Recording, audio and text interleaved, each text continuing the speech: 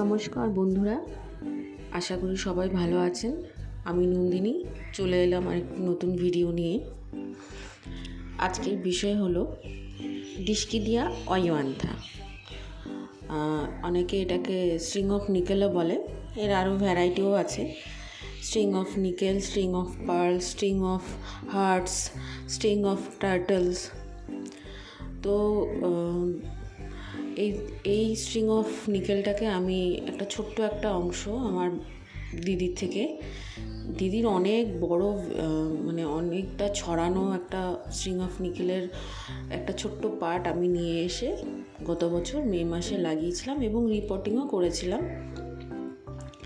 তো এবছর একটু সামান্য গ্রোথ দেখা গেছে। এর গ্রোথ খুবই আস্তে আস্তে হয়। তারপরেও আমি বলবো এর কিছু পুষ্টিগত কমতি রয়েছে, যার জন্য আজকে আমি এটা রিপোর্টিং করব। সময়টাও খুব ভালো সময়, আবহাওয়ার অনুকূল। তার জন্য আমি এই ভার্মি কম্পোস্ট, বালি, নদীর বালি, একটু বড় বড় দানার শিংকুচি,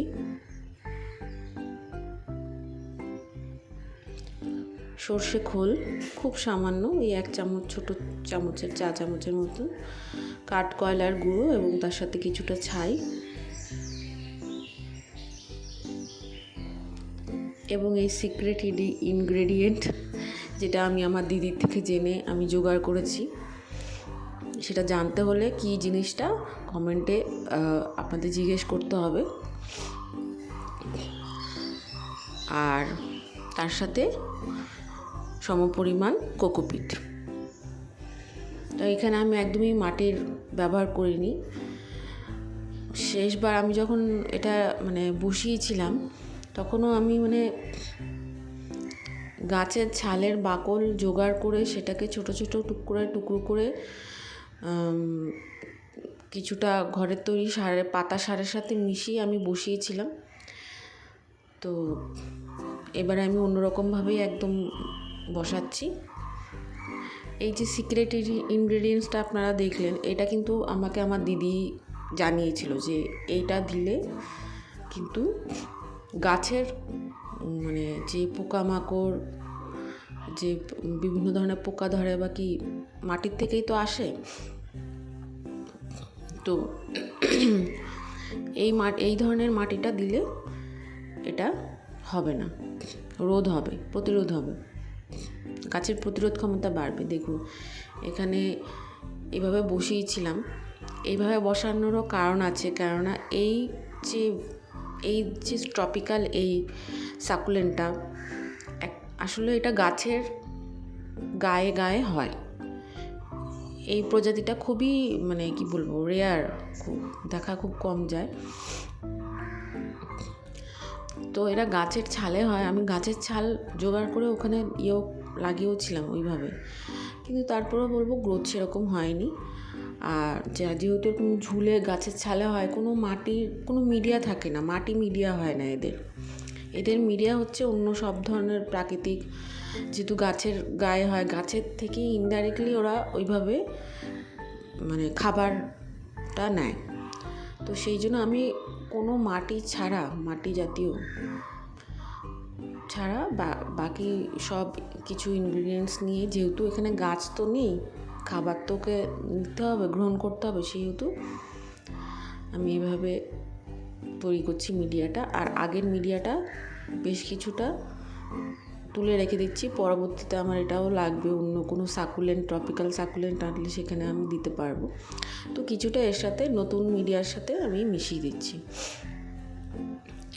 এই ধরনের ট্রপিক্যাল সাকুলেন্ট, ভাইন বলুন, এরা কিন্তু একদমই মাটির মধ্যে হবেই না। আর একদমই ওদের যে পটিংয়ে করবেন সেটা একদমই ডিপ হলে চলবে না।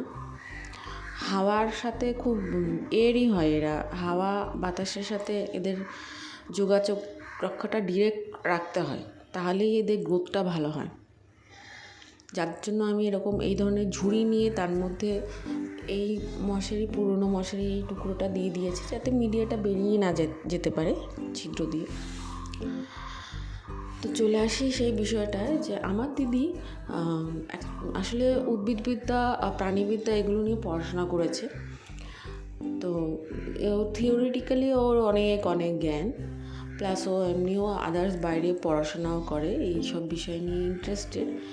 তো অনেক সময় ওর ওর ওর ওর মানে প্রচুর কী বলবো রকমারি গাছ ওর কাছে আছে, অনেক খুব সুন্দর।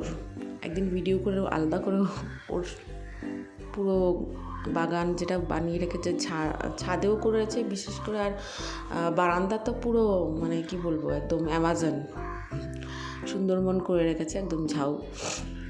এখানে দেখুন একটা পাতা ঝরে পড়েছে, এই পাতাটাকে আমি পরে লাগিয়ে দেবো। এখানে আমি দিয়ে দিচ্ছি।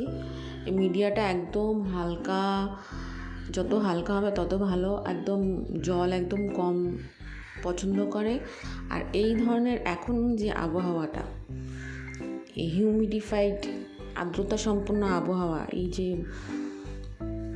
এই আবহাওয়াটা ওর খুব পছন্দের। বৃষ্টি, আবার গরম, হিউমিডিটিও আছে, আর বেশ গরম, সব থেকে অনুকূল আবহাওয়া এদের।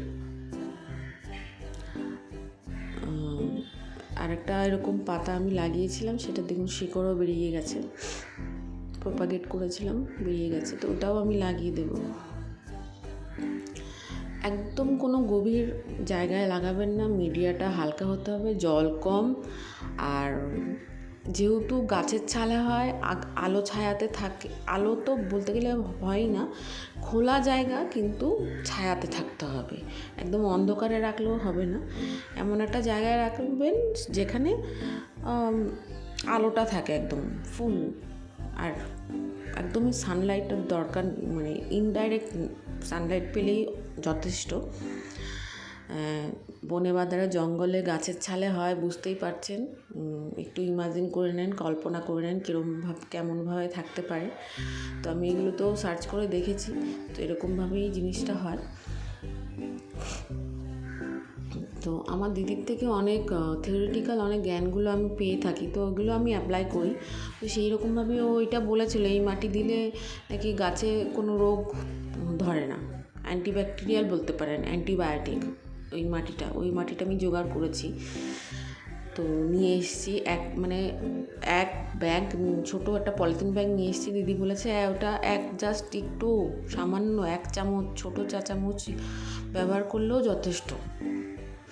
তো আমি 2 চামচ মতন এর মধ্যে দিয়ে দিয়েছি। মোটামুটি জাস্ট ধুলো বালি একদম হালকা মিডিয়ার মধ্যে এরা খুব ভালো হয়, আর গাছের রস নিয়ে ওরা খাদ্য সরবরাহ করে নিজেদের দেহে। তো সেই অর্থে একদম হালকা মিডিয়া বানাবেন, আর একটু আলো ছায়ার মধ্যে রাখবেন, জল কম দেবেন, জাস্ট স্প্রে করলে খুব ভালো হয়। জলটা এরকম করে না ঢেলে দিয়ে স্প্রে করে দেবেন, ওটাই ভালো হবে, ওরা বেশি পছন্দ করে। এখানে এই ডালটাকে কেটে আমি এবার এইভাবে প্রপাগেট করার জন্য বসিয়ে দিলাম ওর পাশে। অনুকূল পরিবেশ রয়েছে, খুব তাড়াতাড়ি আশা করি শিকড় বেরিয়ে যাবে। এদের নোডের থেকে, পাতার প্রত্যেকটা নোডের থেকেও শিকড় বেরোয়, সেরকম নোড নিয়ে এসেই আমি এখানে আসলে বসিয়েছিলাম। কোনো শিকড় ছিল না সেরকমভাবে, নোডের মধ্যে শিকড় ছিল। দেখুন, এই আমি রিপোর্টিং করে ফেললাম, প্রতিস্থাপন। এভাবে আপনারাও করবেন। ভিডিওটা ভালো লাগলে অবশ্যই জানাবেন, শেয়ার অবশ্যই করবেন, লাইক করে দেবেন, আর কমেন্টে জানাবেন যদি কিছু জানার থাকে, ভালো লাগলো যা আপনাদের মন্তব্য হবে তাই জানাবেন। এখানে আমি দেখুন, এবারে আমি কি করব, ফাঙ্গাল অ্যান্টিব্যাকটেরিয়াল যে ইয়েটা রয়েছে পাউডার, সেটা আমি জলে গুলে রেখেছি, সেটাই আমি এখানে জল না দিয়ে ওই অ্যান্টিব্যাকটেরিয়াল অ্যান্টিফাঙ্গাল যে গুঁড়োর জলটা, সেটা আমি এর মধ্যে দিয়ে দেবো। আলাদা করে জল দিচ্ছি না, ওটা দিয়ে দিচ্ছি যাতে এটা প্রতিরোধটাও আগে থেকেই করিয়ে রাখছি।